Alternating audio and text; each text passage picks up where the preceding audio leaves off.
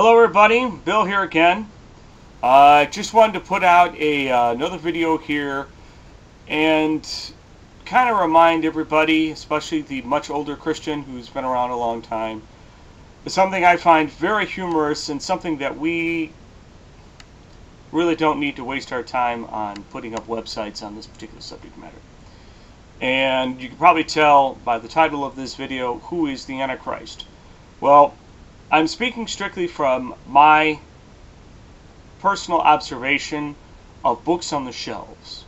Okay, I did not become a Christian until I was 18 years old, so I was not fully exposed to this as a small child.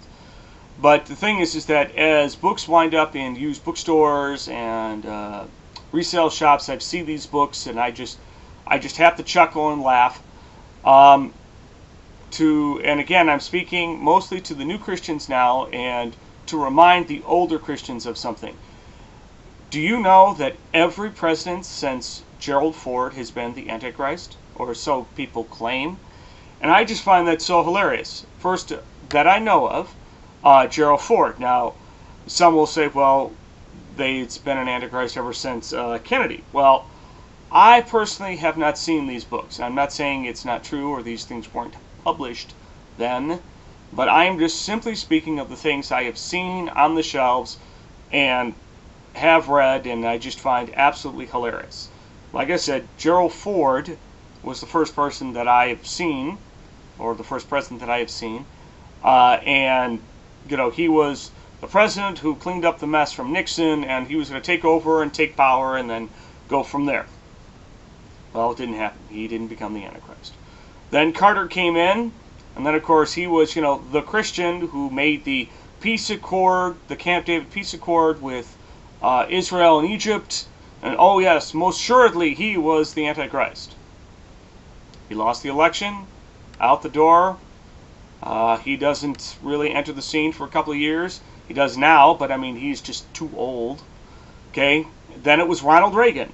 Now, Ronald Reagan had an excellent cue on this because, see, each one of his names had 6 letters. 666. Okay, that was a bit of a stretch, but of course, again, after the 8 years were up, he was out. Okay, he wasn't the Antichrist. And in fact, shortly after he left office, he was diagnosed with Alzheimer's disease. And in fact, he recently just died from it back in 2004. Okay, so he was not the Antichrist. Then it was George Bush Sr., and of course, it was for sure he was the Antichrist because, after all, he led the, you know, Desert Shield, Desert Storm on, you know, Iraq, which of course was the ancient site of Babylon, which that was, oh, that's got to be it. Well, no, he lost the election to Clinton, of course, and then George Bush was out, George Bush Sr. Well, then Clinton came in, which of course there was just a blizzard of books that Bill Clinton and Hillary Clinton were the Antichrist and the Whore of Babylon and so on, which of course, again, in for 8 years, out, okay, and he's nothing, although there are still people out there who still think, oh yes, he'll still seize power. Well, can't do it as United States President, so it's not going to happen. Okay, then, okay, now George Bush Jr. or George W., okay, same thing again, faded Iraq, Babylon, the whole spiel.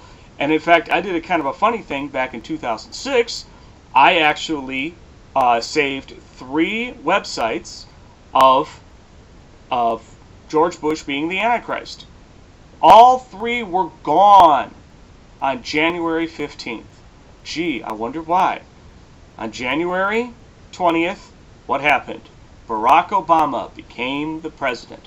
George Bush, in fact, one of the things I find most unique is that now that George Bush is out, there is no media coverage of him. But yet, right after George Bush came in office in 2000, we were still hearing about Bill Clinton and Hillary Clinton. They were still in the news, I mean, at least once a month. George Bush, nothing. Haven't heard nothing. He just disappeared. I think they just bought a new place in Dallas, and that was all you heard about, and you haven't heard from either one of them since. Okay, so once again, George Bush wasn't the Antichrist. And again, what's the new thing now? Barack Obama is now the Antichrist. oh look, he was raised a Muslim, you know, now he's a Christian and all this. Well, I have to say, I don't think so. I mean, he's just the President of the United States. There is no proof that he is. Okay, and I have seen over and over again, I've seen at least a dozen websites or videos here. I've seen them on other places. My thing is, okay, the proof's in the pudding. Okay, if Barack Obama loses the election in 2012, okay, then what?